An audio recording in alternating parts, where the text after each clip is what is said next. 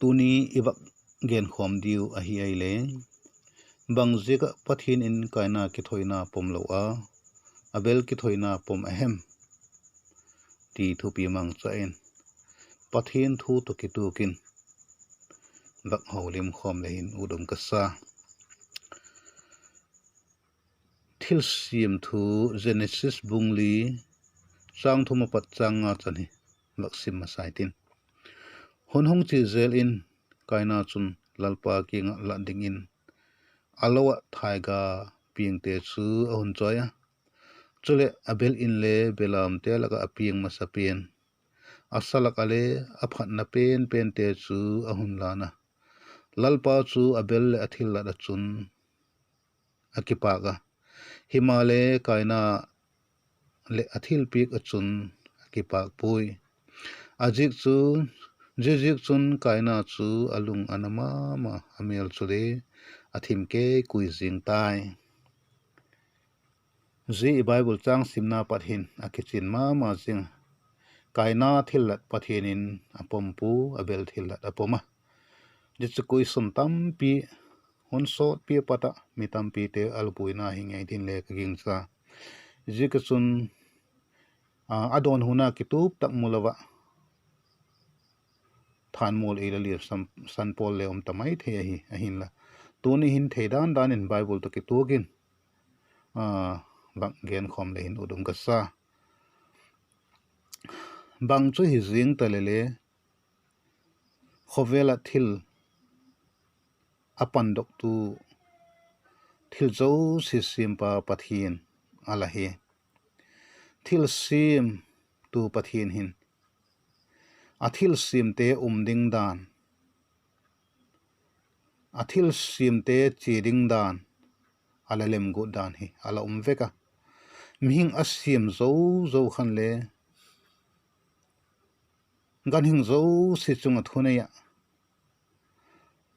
vai hom khum ding in thuneina api jibep chu hilowin Genesis bung khat chang som ni le pakuna lam khai dai le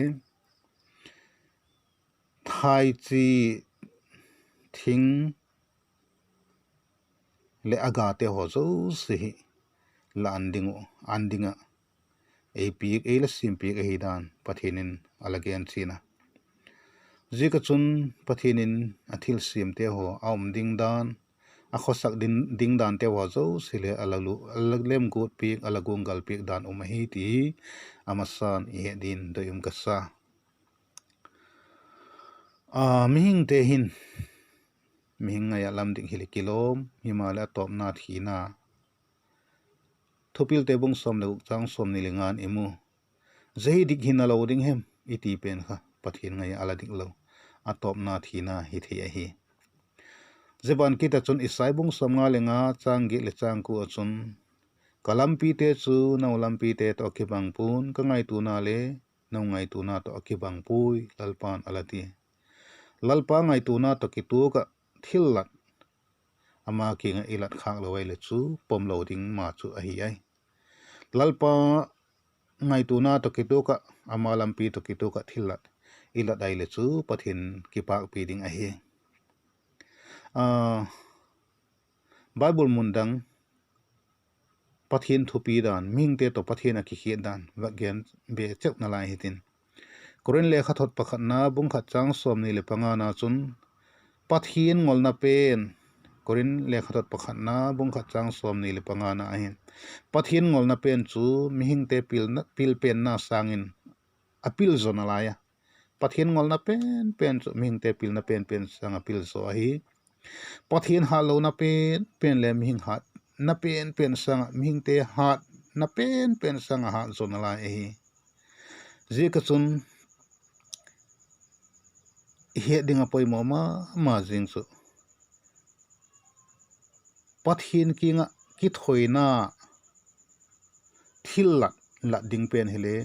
mihingin alapat dok ahipu mihing te pathin sim hi pathin thil sim pathin thu apik pen alazui khalawin gilona zekin pathin to alaki hen khatawa zigil lona zika pathin to ki khen pen chu mihing to pathin akigop ki thein dinga alampi sim tu le mihing hilo pathin ma hi pathin in Genesis bung thum chang som ni le pa khatna lama khan mihing gil lo alapu ama to ala ki khen ta te agil lo na ngaidam le khu om theina ringa chun belam funin angon chang hi naw amol pho naw atum pe ka hinna gan thisan migilo thasanga hinna nei khatin migilo ama agilo zika thiring lai ama thi thasanga hinna pakhat ama substitute ama thasanga thiring chu poimo ahi ti chu pathinin adam te evi alhe chin sangma ma te la ka khat ahi ming ten he dingu aman ala thil bawl chule hi ahi ti et milodin deum ka sama ma zinga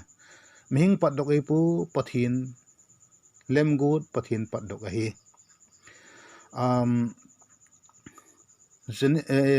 Exodus podona bung som nili ngalam khale daile pathinin mai cham ding dan te ho thil la ding dan te ho aron te kichian ding pun apun a ding te ho na san tingin detail tak main sinai tanga mosi king in alagena ni somli le zan somli hil hoi tak chan briefing hoi tak chan alagen pika je zo se chu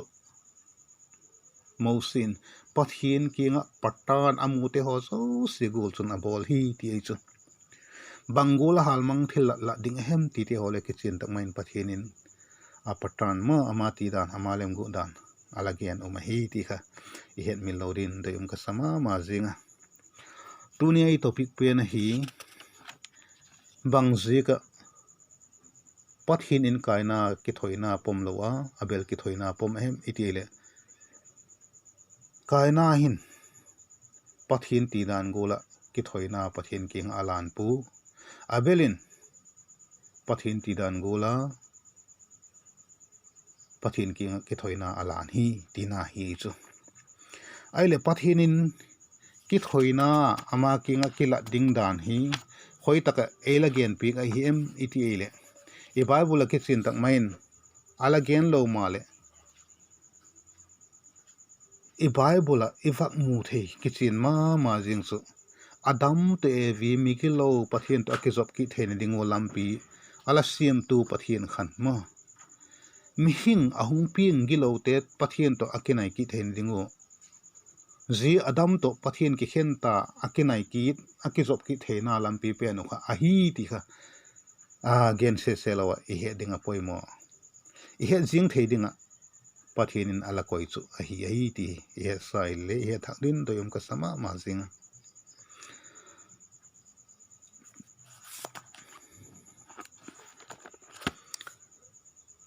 Psalm number somli le pali chang khatna chun o pathin kapul kapateu kinga lathil bawl ei hil teu kha kana khangun kala hetawa tisu o pathin kapul kapateu kinga lathil bawl ei hil teu kha kana khangun kala hetawa adam to evi hunlai mi hing hi kumzaku val aldam ahi wa adam hile kumzaku le som thum aladam ahi kumsang khating tawang ahi adam to evin athil tu ku pathin thu nek loading ke ti sele phena thinga anek masangu nu tak maya nat le sat ke lo ling le khaw lowa khosa ul po te ho lowa eden huna num tak maya thinga te ho anewa pathin thil sim dang zo si chunga vai hom lai te kha hemil ngai pun tino git lo na ahung nei pha tu pathinin han sia lo a khosol pota na sem ge ma anni ahung hi tak dan teu ho lein ling le khaw ahung ke dok sak dan te ho sem ge ma nek mu ahung hi dan te wo hi ain ko he hemil ngai ding a hi pu zeban ki ta chun amau hinkhua thil tung alam dang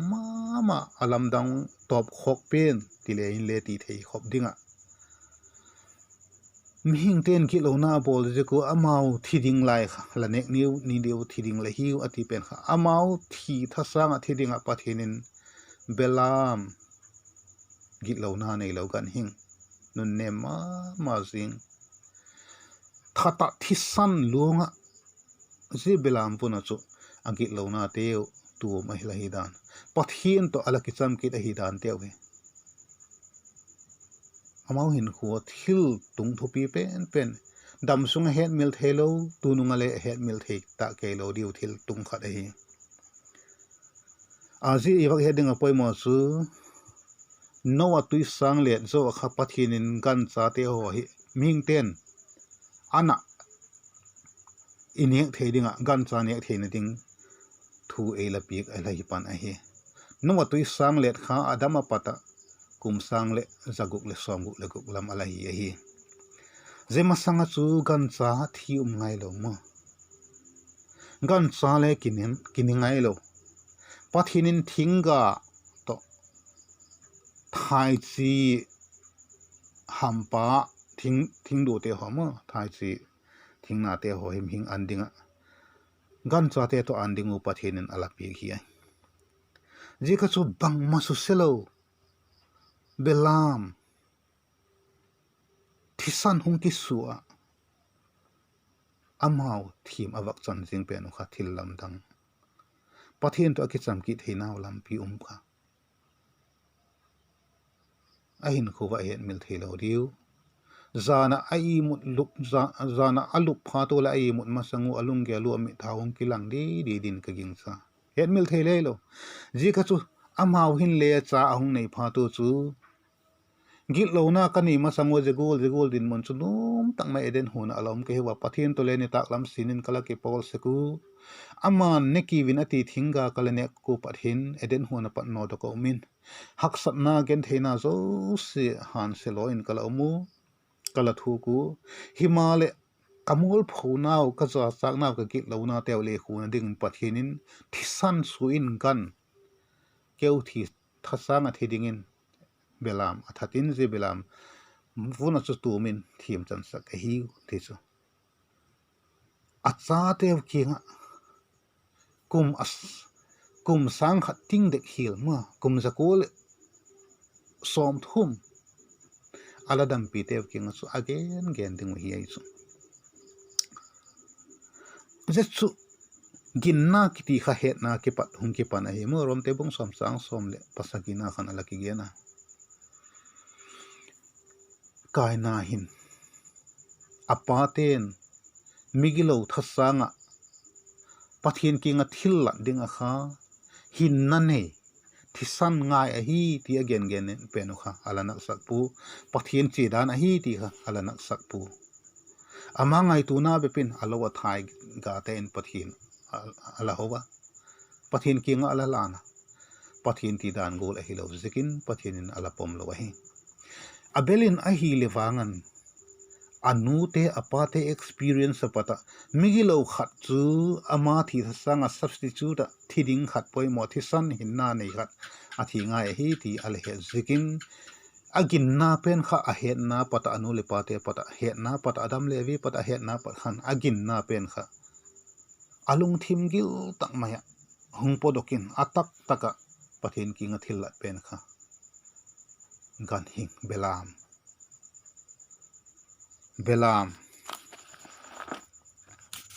belam alalana je belam alalat pen chule en lew hin thing tho tak main abelin belam te laka piang ma sapen asala kale phat na pen te chu alana ti chu ahinla kainan bangol alane mitile kaina chun lalpa kinga la tingin alawa thaiga piangte chu ahunlana thaiga aga ma sale hilwai leviticus lam kon en lewchin a thai thil la ho khole ga ma sa apha mo abula hoi pente alti aisu zehi pathin thupi ka hi kaina hin alalim sakpu ama ngai tu na danin pathin alabi hilele pathinin ala pawmlo hi ti hi sau hilele ewak he thak thak diun doyum ka sama ma zinga Kaina to kisai hin thuthung thaka hin le Bible mun khen khata ala ki zikna ama Johan le khatot pakhat na bung thum chang som le panina chun hiti hin Kaina chung chang thu ala ki zika jichuak sim cheu hitin Johan le khatot pakhat na bung thum chang som le panina chun Kaina gul akhan pui tiu ama chu gilopa akipan ahi zikin asupi pa athat tai bang zika atha ahem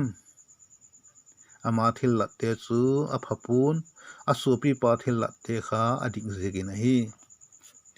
atile zi asupi pa Kaina supi pa chu abela hi asupi pa thil latte chu asupi pa thil lat kha adik zikin hi asupi pa thil lat dikai chu kai Abel thil lat dikai chu bang ti dana dik the banga chu adik le dik lo ke theima Pathian ti dan aman anu le pan ale experience migilo ahinla yu Pathian to akizop ki thene dingu Pathianin alalem ku dan dung zia belam khat thisan hinna khat pia yesu amau belam funa tu ma alom danu kha al he zepen chu azui zekin dik ai chu Kaina na he hilli azui lo zekin adik lo hi Hebrew tebung som le khat chang li nan le ginnan abelin kiti chu ginnan abelin Kainan ginna ti lo ai chu ginnan abelin khali vaksim che hite Hebrew bung som le khat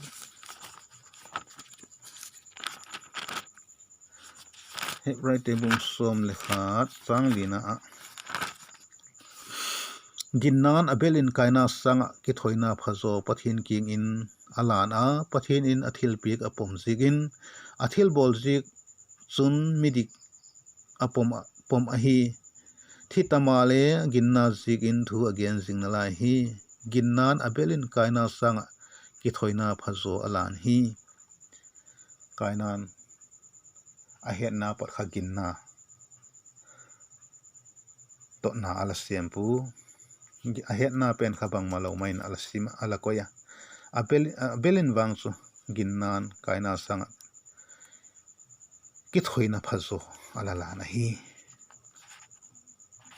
Thagaulam khan le ala ki zi kha hilele pen chu e vagen saw da phot mai taitin ka vagen bel num khat ama jisu bang hem eti le thil simte bung lina hi tu again pen context hi chang sagina chun pathinin Kaina king adik chu bol lechin bangdinga pom hilo dik ding lahem athi adik lo la bol chun git lo chun lakot khang bola ahun chang jing hi nang hun zo go hi zikin nangin la zo go nge ding a hi athin pathinin lathil bol adik poi bol dik tango hilechin lamel thim ke koi lo ding asulam ati line le Kaina hi akisik lo ai ma kinung he go lowin athil dik bol pa asupi pa kha lolama pui atha tai te chu chang ge na hin en lewtin chang som le ku na lam hi et ai le ma te chun Kaina chu lal pa king padin apo doga eden hun solama not gama chun awacheng tai pathinin bol phalechin